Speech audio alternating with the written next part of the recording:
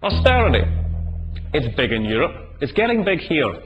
Everyone and the Prime Minister has been talking about it. But what is it? It's the common sense on how to pay for the massive increase in public debt caused by the financial crisis, mostly through the slashing of government services. First you take on debt, then you pay it off. Sounds simple, right? Unfortunately, it's never that simple, because austerity confuses virtue with vice. Let me explain why. Now that supposedly the worst of the crisis is over, there's debt everywhere. Credit cards, mortgages, government debt. This is the part you know. But we need to remember how we got here. 2 years ago, the world's financial system exploded. The crisis blew a $2 trillion hole in financial space-time. And collectively, the rich governments of the world spent, lent, or guaranteed between 5 and 50% of their country's annual product saving the banks. Given this, you might think that a period of austerity is a good idea. But to see why it's not, you have to think about the world as a series of balance sheets. I know. Stay with me. Whether you're a person, a household, a firm, or a state, you have assets and liabilities. A balance sheet. Before the crisis in 2008, everyone took on a lot of debt. Back then, it made sense for many of us to take on debt. For example, the bottom 40% of the US income distribution hasn't had a real wage increase since 1979. Really, that's true. Corporates, especially banks, did the same. But they did it to make money rather than to pay the bills. It's called leverage, which is pretty much debt seen from a different perspective. Levering up is a little like going double or nothing in blackjack. If you've taken on debt from a mortgage, you hope your house will increase in value. If you think there's a high chance the value will increase, you might go double or nothing and take on a bigger mortgage. But like blackjack, there's always a risk of losing. So the banks created mountains of debt. They levered up 20, 30 times. It was like they'd pushed in all the blackjack chips, but each chip was just an IOU. So when it all went wrong, governments felt they had to step in and bail them out because they'd become too big to fail. This is where the balance sheet problem comes in, and why the common sense of austerity is not so simple.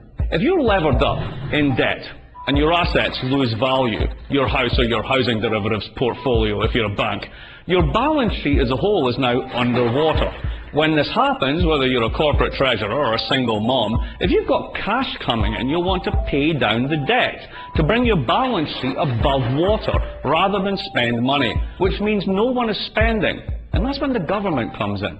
If the whole private sector is deleveraging, paying back debt, then government automatically levers up to compensate.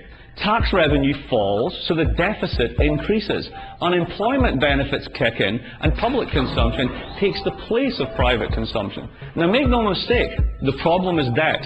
There is too much of it across the board, and we need to clean those public and those private balance sheets. But all these pieces are connected. If the public sector cleans its balance sheet at the same time as the private sector, then the whole economy craters. It's called a fallacy of composition. What's good for any one household or firm or even state is a disaster if we all try it at once. So why then have most governments of the world decided to do exactly this, and all at the same time? Well, remember that $2 trillion hole in space-time? The answer is that someone has to pay for it, and no one, especially the banks, wants to.